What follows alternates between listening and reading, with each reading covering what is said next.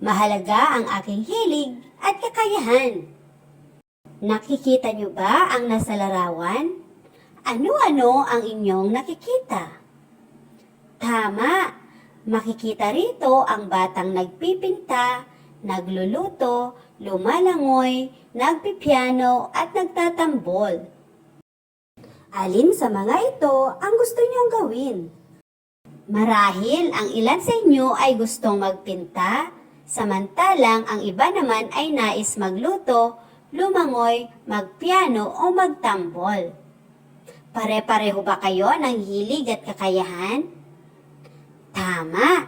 Hindi kayo pare-pareho ng hilig at kakayahan. Bakit kaya iba-iba ang ating kakayahan?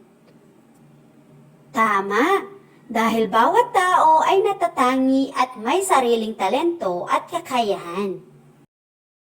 Mahalaga bang malaman natin ang ating hilig at kakayahan? Bakit?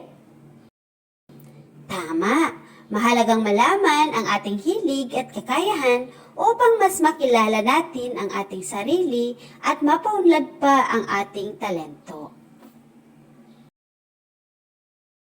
Ngayon, bago natin alamin kung bakit mahalaga ang hilig at kakayahan, balikan muna natin ang kahulugan ng talento, kakayahan at hilig. Ano nga ba ang hilig? Ang hilig ay mga bagay na gusto nating gawin at kinagigiliwan natin. Halimbawa, pag-awit, pagsayaw, pagbabasa, pagdodrawing at paglalaro. Ano naman ang kakayahan? Ang kakayahan ay mga bagay na kaya nating gawin o natutuhan sa pagsasanay. Halimbawa, paglangoy, pagluto, pagkukwenta, pagsasalita sa harap ng tao, at pagtatanim. Ano naman ang talento? Ang talento ay likas na biyayang bigay ng Diyos. Halimbawa, magandang boses sa pag-awit, mahusay sumayaw, mahusay gumuhit, magaling tumugtog ng instrumento at mahusay tumula. Ngayon, alamin natin kung bakit mahalaga ang hilig at kakayahan. Una, mahalaga ang hilig at kakayahan dahil nakikilala natin ang ating sarili. Ang bawat bata ay may sariling hilig at kakayahan. Kapag alam natin kung ano ang ating gusto at kaya nating gawin, mas nakikilala natin ang ating sarili. Nalalaman natin kung saan tayo magaling at kung ano ang nais nating paghusayan. Ang pagkilala sa sariling kakayahan ay tumutulong upang maging masaya at mas maging kumpiyansa tayo sa ating sarili. Hindi man pare-pareho ang talento ng bawat bata, lahat ay may natatanging kakayahan na dapat ipagmalaki. Si Ana ay mahilig gumuhit kaya natuklasan niyang mahusay pala siya sa pagpipinta. Si Leo ay gustong-gustong magbasa kaya lumawak ang kanyang kaalaman at gumaling siya sa pagsasalita. Si Karen ay mahilig magtanim kaya natutuhan niyang mag-alaga ng halaman at maging responsable. At si Joshua ay mahilig maglaro ng chess kaya naging mabilis siyang mag-isip at magdesisyon. Next, mahalaga ang hilig at kakayahan sapagkat nagbibigay ito ng tiwala sa sarili.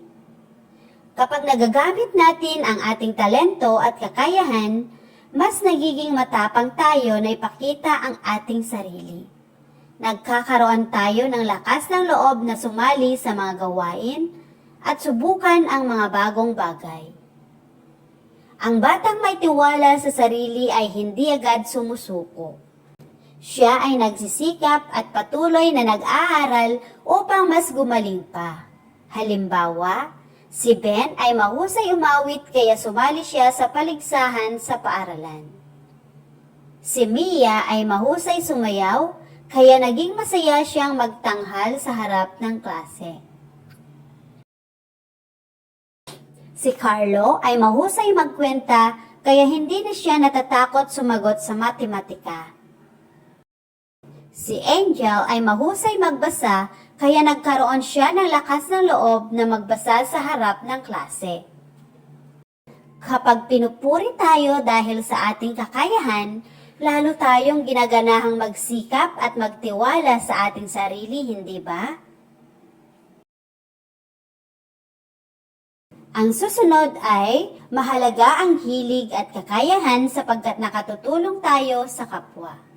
Ang ating talento at kakayahan ay hindi lamang para sa sarili. Maaari natin itong gamitin upang makatulong sa pamilya, kaibigan, paaralan at komunidad. Ang pagbabahagi ng talento ay nagpapakita ng kabutihan, pagmamahal at pakikipagkapwa-tao. Halimbawa, tinuruan ni Carlo ang kanyang kaklase sa math dahil magaling siya sa pagkukwenta.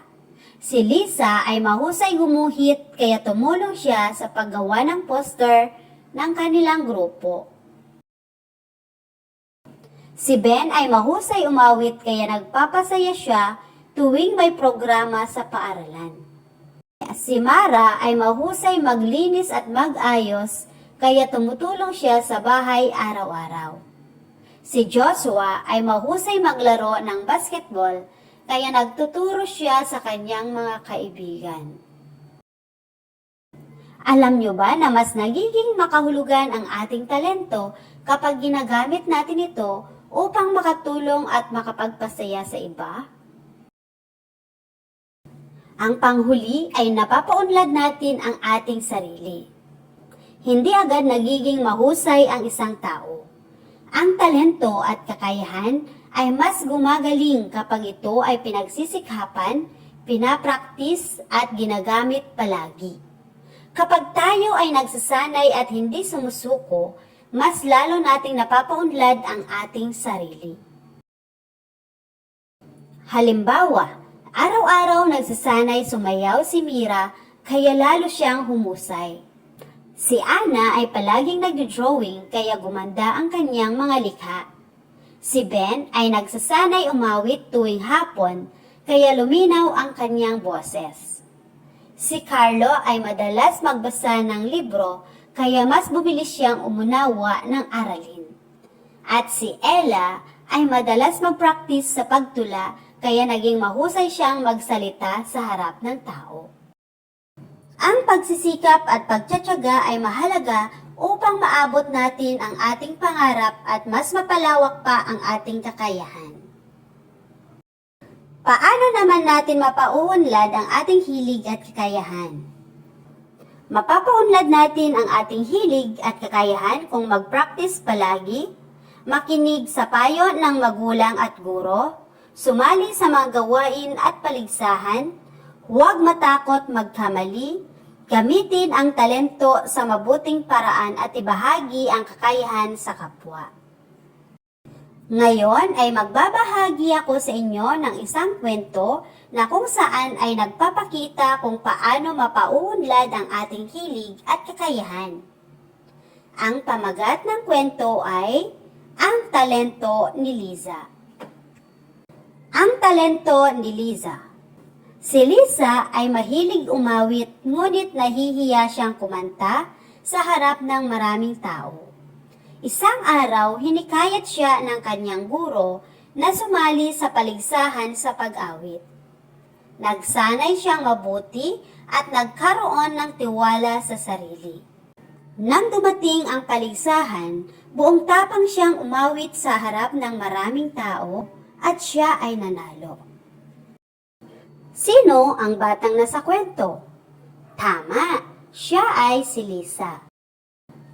Ano ang kanyang talento? Tama, ang kanyang talento ay pag-awit. Bakit siya nahihiya noong una? Tama, siya ay nahihiya noong una dahil natatakot siyang kumanta sa harap ng iba. Ano ang ginawa niya upang magtagumpay? Tama, nagsanay siya at nagkaroon ng tiwala sa sarili. Ano ang aral na natutuhan sa kwento? Tama! Dapat nating paunlarin at gamitin ang ating talento. Bakit mahalagang paunlarin ang ating talento? Mahalaga itong paunlarin upang magkaroon tayo ng tiwala sa sarili at magamit natin ang ating talento sa mabuting paraan. Mula sa maikling kwentong ating binasa, ipinakita na mahalaga ang hilig at talento dahil nakatutulong ito upang magkaroon ng tiwala sa sarili at maipakita ang kakayahan sa ibang tao. Dahil sa talento ni Lisa, nagkaroon siya ng pagkakataong sumali sa paligsahan at magtagumpay. Ipinakita rin sa kwento na ang paggamit ng talento ay nakapagpapasaya at nagbibigay ng magandang karanasan sa isang tao.